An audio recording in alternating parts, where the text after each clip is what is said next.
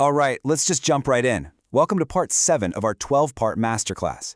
Today, we are exploring a really fascinating tension, this massive fundamental clash between the rigid, formal rules we create and the, well, completely chaotic reality of human life.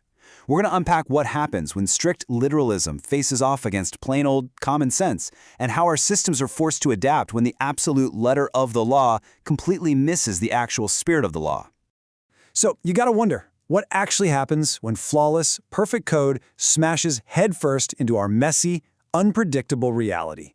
Can a perfect rule survive the real world, or does absolute literalism always just inevitably break down?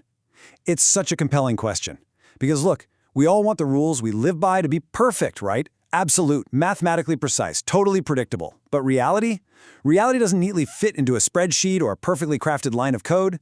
When we try to force messy, weird human behavior into unbending boxes, the results can get, honestly, completely absurd. Okay, Section 1, the limits of literalism, when strict rules meet chaos. Think about this. There's this tempting idea out there, kind of a formalist dream. It's the belief that if we treat the law exactly like a literal math equation, we can absolutely guarantee fairness and stability. But when you look at the stark contrast between human contracts and computer logic, you immediately spot the flaw. Human language is what we call wet code. It's squishy, it's highly relational, and it's forgiving simply because we humans are forgiving. But dry code, the language of computers, that operates strictly on binary logic. It is deterministic and completely cold. It literally does not care if you had a bad day or if you accidentally clicked agree on a massive 50-page terms of service document. If the specific condition isn't met, it just does not execute. End of story. Moving on to Section 2, the Paisley-Snail collision. This is where physical reality completely breaks those strict forms. To see how this plays out, picture this. It's 1928, Scotland. A woman named May Donahue is sitting in a cafe, and her friend buys her an opaque, dark glass bottle of ginger beer. She drinks a bit and then outpours the decomposed remains of a snail. Gross, right? Unsurprisingly, she gets severely ill. But under the strict legal doctrine of the time, this thing called privity of contract, she had absolutely zero legal recourse. Why? Because her friend actually handed over the money to the cafe owner. May had no direct contractual link with the manufacturer. The formal rules basically looked at a poisoned woman and said, tough luck, you didn't buy it, so you can't sue. Well, the House of Lords realized that telling a poisoned woman tough luck over a technicality was a completely absurd outcome. So what did they do? They bypassed the rigid rule entirely. They established the modern duty of care based on foreseeability.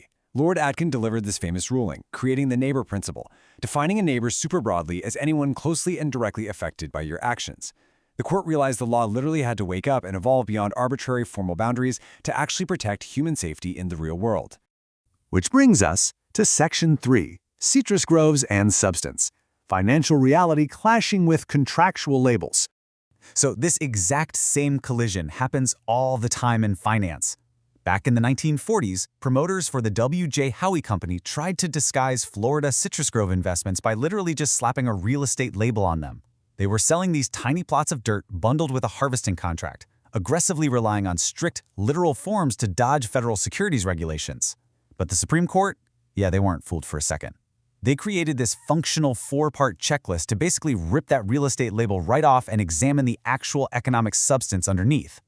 If a transaction hits these 4 criteria, it's a security, period, completely regardless of whatever clever name the fancy lawyers wrote on the contract. What this really proves is that judges will absolutely toss out strict formalism to stop clever actors from exploiting loopholes and gaming the system. And hey, this isn't just ancient history. That exact same 1940s citrus grove ruling, that's the precedent courts use today to regulate modern tech like cryptocurrency. The legal system absolutely refuses to be boxed in by rigid literal text when those forms are being weaponized against the public interest. They care about what it actually does, not just what it says. All right, Section 4, living tree versus strict textualism. This is the big modern interpretive divide. So this sets up a massive, ongoing debate in how we design and interpret the rules of our society. Do we read the rules exactly word for word, like a robot executing a command? Or do we look at what they were actually trying to achieve? Strict textualists prioritize absolute predictability. They want that cold, literal meaning. But purposivists argue that if you entirely divorce words from their historical context and real-world consequences, you inevitably execute deeply unjust outcomes. This famous quote from the 1929 Persons case just perfectly captures this idea. It argues that justice must adapt to changing human realities rather than staying frozen in time.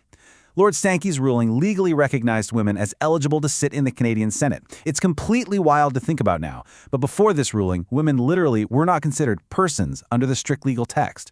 Actually, scratch that. It wasn't just strict, it was completely blind to reality. It beautifully illustrates that our governing frameworks have to breathe like a living tree. They have to expand as totally new, unforeseen circumstances pop up. Shifting gears now to Section 5, the dead oracle problem. Outsourcing our justice to AI.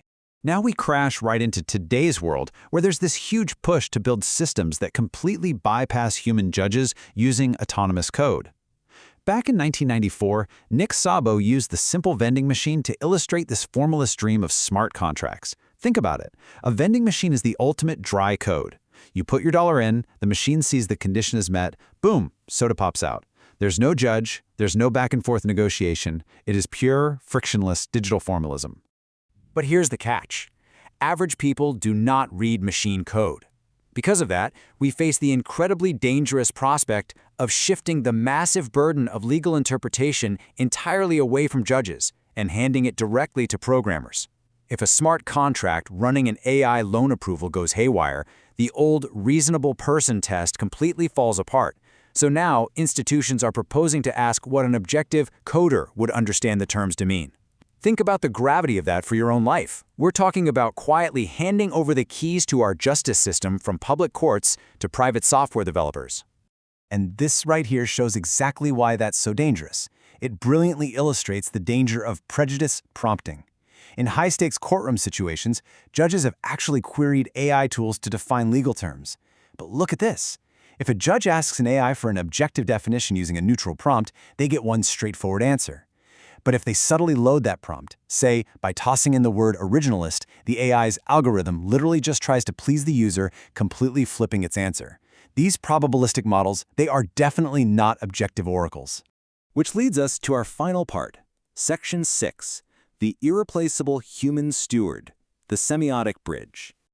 Remember that dark, opaque ginger beer bottle from 1928?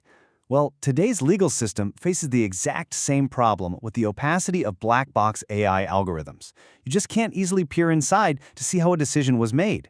Algorithmic code will always struggle when it crashes into unpredictable human nuances. You literally cannot write a line of deterministic code for every single unforeseen, weird thing humans do.